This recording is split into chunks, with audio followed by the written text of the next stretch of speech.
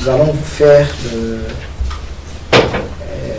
topo des réalisations au sein du ministère de la Sécurité publique au cours des 3 mois qui viennent de passer, c'est-à-dire la période sous examen concerne le 3e trimestre de l'année 2017 et c'est dans le cadre effectivement de répondre à l'impératif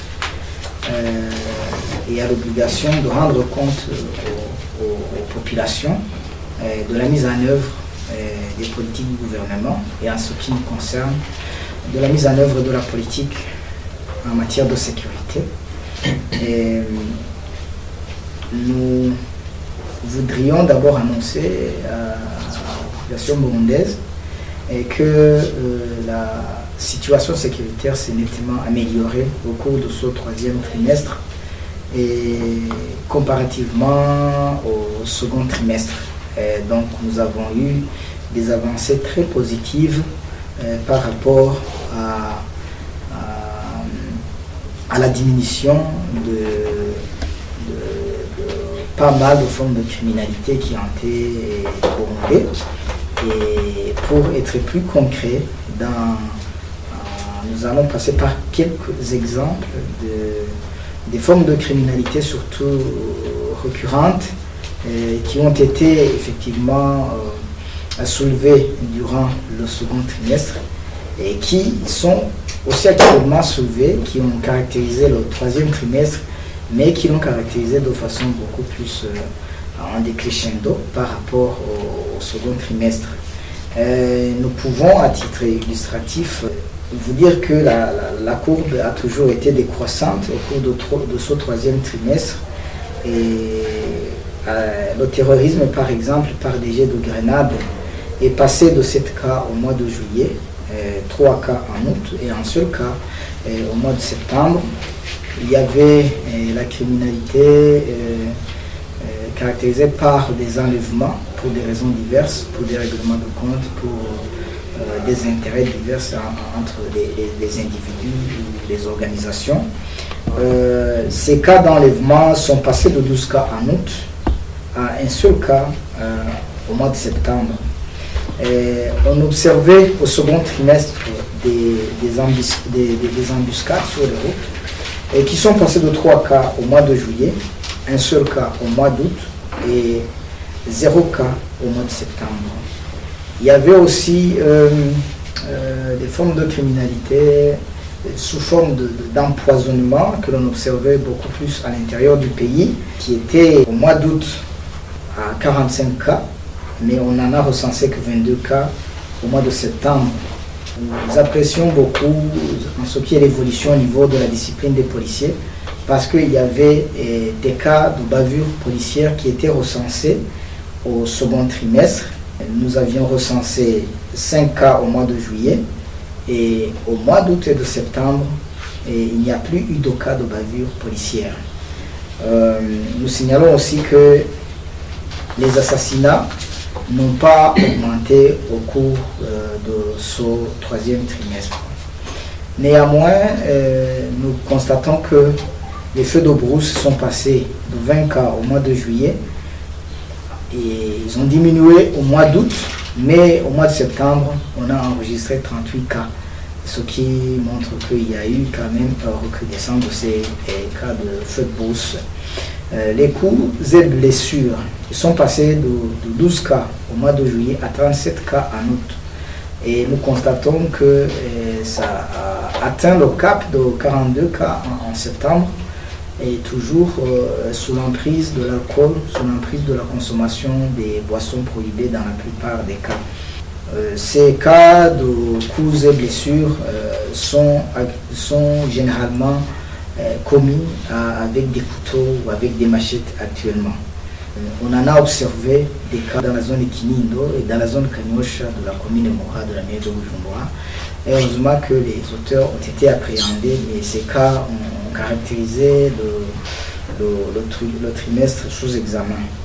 Face à cette criminalité, effectivement, la police nationale burundaise a pu faire pas mal d'actions positives visant à la prévention et à la participation à la répression. Et au cours de ce trimestre, dans le cadre de la prévention, 3462 fouilles perquisitions ont été organisées sur tout le territoire national et plusieurs armes ont été saisies, environ 25 armes, dont des armes d'épaule comme les Kalachnikov, des pistolets et des armes artisanales qu'on appelle Mugore, et des munitions, des grenades. Plus de 90 grenades ont été saisies, un nombre important. Dans cette même ligne, il y a eu saisie et destruction de boissons prohibées. Environ 200 millilitres de boissons prohibées ont été déversées et 67 bandes de criminels ont été démantelées. 388 criminels ont été appréhendés et la police judiciaire a pu confectionner 4677 dossiers judiciaires, dont 3425 ont été transférés aux différents parquets pour compétences.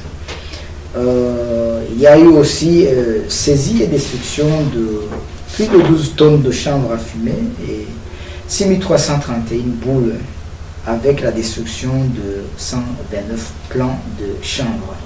Et cela démontre encore une fois, malgré une légère diminution par rapport au second trimestre, qu'il y a toujours des bandits et qui versent toujours dans la culture, le trafic, la commercialisation de stupéfiants comme le chanvre. Occasion pour nous, au ministère de la Sécurité publique, d'interpeller encore une fois la police, la population, l'administration locale, de multiplier les efforts pour prévenir et lutter contre cette criminalité qui risque de devenir un fléau si des quantités pareilles circulent dans notre pays, des quantités de chanvre circulent dans notre pays. Nous félicitons encore une fois la police nationale, surtout la police des migrations, la police de roulage, la police judiciaire, et ce sont les trois branches qui participent beaucoup dans la délivrance des documents qui font rentrer de l'argent dans le trésor public ou qui transigent des amendes. Nous constatons que, encore une fois, ils ont relevé le score. Et au cours de ce dernier trimestre, en montant en francs bout de 4 696 millions 217 721 francs bout étaient encaissés par les caisses de l'État. Et en termes de devises, 301 149 dollars ont constitué des recettes au profit des caisses de l'État. Il y a eu des amendes qui ont été transigées à hauteur de 665 554 000 francs. Donc nous constatons qu'il y a une implication plutôt positive dans effectivement le domaine de la bonne gouvernance en termes de sécuriser les caisses et les fonds de l'État. Dans le domaine de la lutte contre la corruption, il y a eu des contrôles intensifs et des fouilles, et nous constatons que, en collaboration avec l'administration, l'OBR et les autres forces de défense et de sécurité, la police a pu saisir plusieurs objets, plusieurs denrées, plus de 39 tonnes de café, environ 20 tonnes de minerais, incluant le coltan, le cassitérite, le nickel, et des pagnes fraudées, 302 pagnes, et du carburant fraudé, environ 3400 litres, 71 sacs d'engrais chimiques. Et là, nous constatons qu'il y a une tendance à la recrudescence dans la fraude des fertilisants. Les dernières informations que nous avons nous renseignent qu'au niveau du nord du pays, il y a encore saisi de 123 sacs de fertilisants qui voulaient traverser la frontière vers la Tanzanie. Et vous savez que ces fertilisants sont subventionnés par le gouvernement pour que les citoyens burundais puissent les avoir à bas prix. Et ça serait dommage que ces fertilisants aillent être utilisés dans d'autres pays et au détriment des populations burundaises. une occasion pour nous d'interpeller encore une fois la population, l'administration locale et la police et les autres intervenants pour prévenir et lutter contre cette fraude de fertilisants. Il y a eu donc plusieurs objets qui ont été saisis en détail, des détails que j'aimerais vous passer, mais en conclusion sur ce point, c'est de vous dire que des efforts importants ont été déployés et qu'il y a des résultats palpables. Dans le cadre du renforcement de la police de proximité, il y a eu 836 réunions qui ont été tenues au niveau des comités mixtes de sécurité humaine, et ce qui montre d'ailleurs le résultat que nous avons ci-dessus, parce que la sécurité a connu une avancée très positive. C'est que les comités mixtes de sécurité ont bien travaillé. Nous apprécions l'implication de l'administration et son rôle donc dans l'encadrement et la dynamisation, l'opérationnalisation de ces comités mixtes de sécurité. Nous avons aussi voulu faire part à la population effectivement de l'état moral et disciplinaire au niveau de la police, où effectivement dans le cadre de maintenir le moral et la discipline des policiers, il y a eu 382 causeries morales qui ont été tenues par les responsables au profit des policiers pour effectivement échanger, et donner des conseils, et transmettre des instructions, évaluer la mise en œuvre de ces instructions, etc. Ce qui a donné un résultat très positif dans ce que nous sommes en train de vous dire effectivement. Il y a eu aussi le renforcement de la sécurité au niveau des lacs, où il y a eu des opérations de lutte contre la pêche illicite, et plusieurs filets illicites des pirogues irrégulières ont été donc saisis et détruits. 185 pirogues ont été détruites, 175 filets prohibés, et 1954 moustiquaires. Il y a eu des personnes qui ont été appréhendées et une amende de 2 100 000 qui a été transigée contre ces personnes fautifs impliqués dans ces activités de pêche illégale, ce qui a pu effectivement sauvegarder donc la pêche et les produits de pêche que nous pouvons avoir. Dans le domaine de la formation, nous avions appris qu'il y avait eu un recrutement des policiers, des officiers de la police, des brigadiers, des agents. La formation continue normalement. Et à côté de cela, il y a eu la formation et l'entraînement des policiers dans le cadre de la prévention et de la lutte contre le terrorisme. Vous avez eu le temps de voir quelques exercices de simulation qui sont passés à la télévision nationale à la clôture de ces formations, dans le cadre donc d'une préparation anticipée de prévention de lutte contre le terrorisme, où 509 policiers ont été formés et pour la gestion d'un acte terroriste, tandis que 221 policiers ont appris pendant 5 semaines des connaissances théoriques et pratiques liées donc au mode opératoire des terroristes et au comportement qu'il faut adopter en cas de commission d'un acte terroriste. Il y a eu aussi la formation et la mise à niveau de 64 officiers de la police judiciaire pour dynamiser les activités dans ce secteur. Dans le domaine de la santé, juste pour informer la population que l'hôpital de la police nationale du Burundi fonctionne normalement et que durant ce trimestre passé, plus de 6 000 patients ont été reçus et consultés au niveau de l'hôpital. 123 patients ont été hospitalisés. Et donc, l'hôpital de la police nationale burundaise accueille les policiers et leurs familles et les autres patients qui désirent, des environs qui désirent donc recevoir des soins. Dans le domaine de la protection civile, il y a eu renforcement et mise en place des plateformes communales de réduction des risques de catastrophes dans plusieurs communes, les communes de Gazi, Bishu, Ngozi, les communes de Mutumba et Mouvi, et les plans de contingence provinciales de Bubanza, Bujumbura, Makamba ont été validés. Et c'était les 3 provinces qui n'avaient pas encore validé leur plan de contingence. Mais il y a aussi eu l'élaboration des plans communaux de contingence dans environ 6 communes.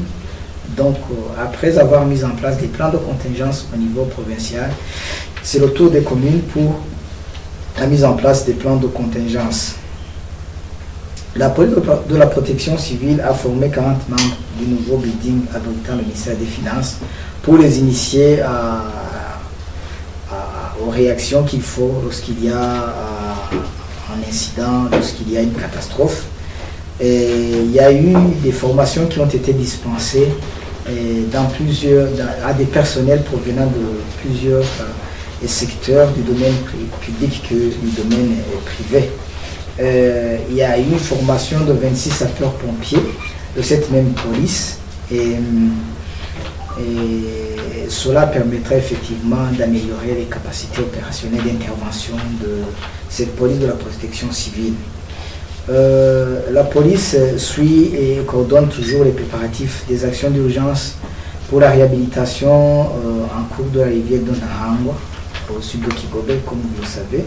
Mais il y a aussi des activités d'aménagement et de construction pour l'installation définitive des Akagwema des sinistrés de Chashi et Gitaza. Ils ont été déplacés suite aux catastrophes survenues à Nyaruhongoka. Et maintenant, ils sont dans des conditions très difficiles au niveau de Gitaza. Et Chashi donc devrait être installé définitivement à Kagwema où les constructions déjà sont en cours. Dans le domaine de la lutte contre la prolifération des armes légères et de petit calibre, la Commission nationale permanente de lutte contre les armes légères et de petit calibre a poursuivi le relevage et la destruction des armes, soit des armes obsolètes, soit des armes remises volontairement par les populations ou les armes saisies par les forces de défense et de sécurité. Cette même commission continue donc le marquage de nouvelles armes de la police et effectivement la mise dans la base de données de ces dernières. Et il est passé aussi à la formation, que ce soit au niveau de la police, de l'armée, mais aussi nous avons noté 11 journalistes qui ont été aussi formés à la matière. Et pour assurer donc le contrôle et la gestion efficiente, la sensibilisation et des formations ont été données. Pour terminer, nous aimerions encore réaffirmer au Burundais que pour ce 4e trimestre, le ministère de la Sécurité publique compte poursuivre les activités de lutte contre la criminalité sous toutes ses formes et en finir avec la corruption au sein de la police nationale. C'est un programme phare du gouvernement, mais c'est aussi une préoccupation pour le ministère de la Sécurité publique d'assainir le corps de la police nationale, les organes du ministère de la Sécurité publique et de participer à la prévention et à la lutte contre la corruption dans les autres organes des institutions de l'État. Et pour clore, nous aimerions aussi informer la population burundaise qu'un programme de redéploiement des unités de police, de restructuration et de réorganisation est en cours. Il y a des policiers qui ont été affectés à des individus, à des lieux, à des endroits pour des raisons d'ordre sécuritaire qui ne sont plus de mise peut-être aujourd'hui. Il y a une étude, une évaluation qui est en cours pour permettre une bonne restructuration, une bonne organisation des unités de police, l'entraînement des policiers, la formation en cours d'emploi des policiers pour un résultat meilleur.